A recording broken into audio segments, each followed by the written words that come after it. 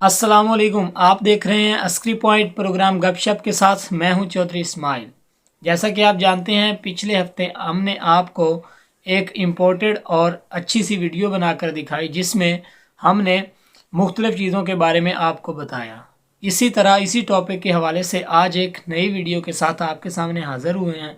अगर आपने अभी तक हमारे चैनल अस्क्री पॉइंट को सब्सक्राइब नहीं किया है तो सब्सक्राइब कर दें और साथ में लगे हुए बेल आइकन को प्रेस कर दें ताकि आने वाली हर वीडियोस के नोटिफिकेशन आप तक पहुंचते रहें। चलिए जल्दी से वीडियो को स्टार्ट कर लेते हैं और आज के टॉपिक के हवाले से आपको आगाह करते हैं। नाज़रीन, शादी होते ही भाइयों के दरमियान झगड़े शुरू। खून के रिश्तों में दूरी की ऐसी वजूहात जिनको जानकर घर टूटने से बचाया जा सकता है। भाई एक ऐसा रिश्ता होता है जो कि खून का रिश्ता होता है। भाइयों के दरमियान उम्र का जितना भी फ़र्क हो, इनका एक दूसरे के साथ ताल्लुक़ जो कि एक घर से, एक माँ की गोद से शुरू होता है, एक जैसी वल्दियत के सबब बहुत गहरा होता है। यहाँ तक कि बुज़ुर्गों का तो ये भी कहना है कि जैसे नाखून से मांस यानी गोश्त जुदा नहीं होता, इसी तरह एक भाई से दूसरा भाई जुदा नहीं हो सकता। इसी हवाले से हम अगर बात करें कि भाइयों के दरमियान तनाज़ा तौर पर अक्सर ये देखा गया है कि भाइयों के दरमियान एक घर, एक छत के तले रहते हुए मुख्तलिफ मामलात पर चपकलश तो हो जाती है, मगर ये चपकलश सिर्फ आर्जी तौर पर होती है और इसका सबब ये होता है कि ये शादी से पहले तक ही आर्जी होती है। शादी के बाद अगर किसी बात में झगड़ा हो जाए, असर सालों तक भी रहता है, यहाँ तक कि अक्सर ये सिलसिला किसी एक की मौत तक चलता चला जाता है। भाइयों के दरमियान झगड़ों का सबब देखा गया है कि भाइयों के दरमियान शादियों के बाद अक्सर ऐसे तनाज़ात हो जाते हैं जो इनको हमेशा के लिए दूर कर देते हैं, जिससे सबसे ज़्यादा मुतासर होने वाले जो शख्स होते हैं वो वालिदैन यानी माँ बाप होते हैं, जिनमें सबसे ज़्यादा मुतासर माँ होती है, क्योंकि वो किसी एक बेटे का साथ देकर दूसरे बेटे को नाराज़ नहीं कर सकती है।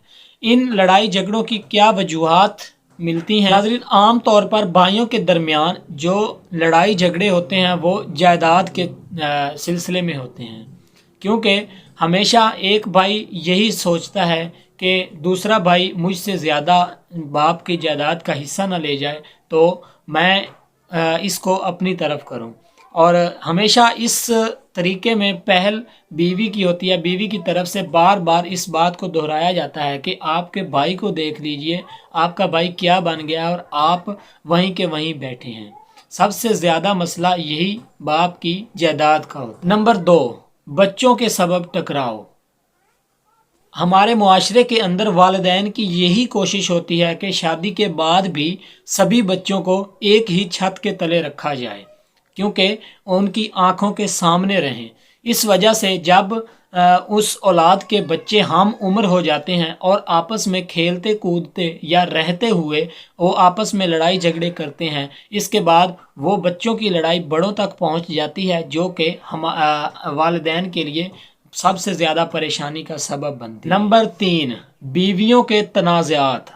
नाज़रीन, देवरानी और जेठानी का ऐसा रिश्ता होता है, कुदरती तौर पर ये हसद और जलन में शामिल होती हैं, क्योंकि इनकी हसद और जलन हमेशा इनकी लड़ाई के साथ साथ मर्दों की लड़ाई में पहुंच जाती है, जिससे एक दूसरे से भाई जुदा हो जाते हैं और इनमें दूरियां पैदा हो जाती हैं और इन दूरियों का सबब उनकी बीवियां बनती हैं। नंबर 4, खुद को शादी के बाद बड़ा समझना। शादी से पहले छोटा भाई बड़े भाई का अदब करता है, लेकिन शादी के बाद वो अपने आप को ये समझने लग जाता है कि वो इस काबिल हो गया है कि वो अपने घर को संभाल सकता है और ख़ुद को बड़ा साबित करने में लग जाता है। यही वजह बनती है जब हम खुद को बड़ा साबित करने लगते हैं तो इसमें बड़ों की इज्जत खराब हो जाती है और यही लड़ाई का सबब बनता है। नंबर 5, बच्चों के रिश्तों के तनाज़ात। भाई भाई के दरमियान होने वाले तनाज़ात इस हवाले से भी होते हैं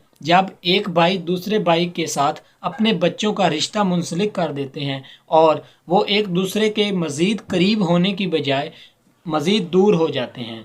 یہ لڑائی جھگڑے بھائی کو بھائی سے جدا کر دیتے ہیں، کیونکہ شادی کے بعد اور یہ رشتہ داری کے بعد بھائی سے بڑھ کر ایک سمدھی کا رشتہ بن جاتا ہے، اور سمدھی ہونے کے ناطے ہم ایک دوسرے کو بھائی سے مزید دور ہوتا ہوا دیکھ رہے ہوتے ہیں۔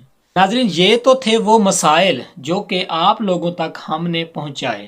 آپ لوگ بھی سوچ رہے ہوں گے کہ 100% یہ سبھی باتیں ٹھیک ہیں، لیکن آخر میں پوائنٹ آف دا ویو یہ ہوتا ہے، آپ اس کا نتیجہ اس بات سے ہم نکالنے والے ہیں کہ مسائل کا حل اسی بات میں ہے کہ نئے بننے والے رشتوں کو پا کر کچھ کم عقل لوگ پرانے رشتوں کو فراموش کر ڈالتے ہیں، جبکہ حقیقت یہ ہے کہ ایک بھائی دوسرے بھائی کا سب سے بڑا سہارا ہوتا ہے، سب سے بڑا دوست اور سب سے بڑا خیر خواہ ہوتا ہے، اور نہ ہی کسی کے کہنے پر یہ رشتہ ختم کیا جا سکتا ہے۔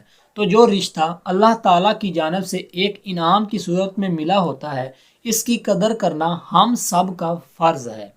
زمین جائیداد ایسی چیز ہے جو کہ اسی دنیا میں رہ جائے گی، اور اس چیز کا ہمارے ساتھ قبر میں نام تک نہیں ہوگا۔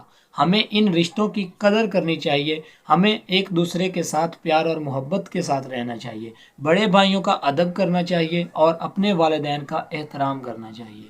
اسی کے ساتھ ہی آج کی اس ویڈیو میں ہم اتنا ہی آپ تک معلومات لے کر آئے تھے۔ امید کرتا ہوں آپ کو یہ پروگرام اچھا لگا ہوگا، ہماری معلومات آپ کو پسند آئی ہوں گی۔ اس کے ساتھ ہی آج کے پروگرام کو اسی بات کے ساتھ اور اسی امید کے ساتھ یہیں پہ ختم کرتے ہیں کہ آپ لوگ ہمیں ایسے ہی سپورٹ کرتے رہیں گے، اسی طرح ہمارا سہارا بنتے رہیں گے، اور ہم آپ کے لیے نئی سے نئی انفارمیشن اور اچھی ویڈیوز لے کر آتے رہیں گے۔ آج کے پروگرام گپ شپ میں فی الحال اتنا ہی۔ اسی کے ساتھ مجھے چودھری اسماعیل کو دیجیے گا اجازت۔ انشاءاللہ ملتے ہیں اگلے ہفتے میں ایک نئی ویڈیو کے ساتھ۔ تب تک کا اپنا اور اپنے پیاروں کا بہت سارا خیال رکھیے گا، دعاؤں میں ہمیں یاد رکھیے گا۔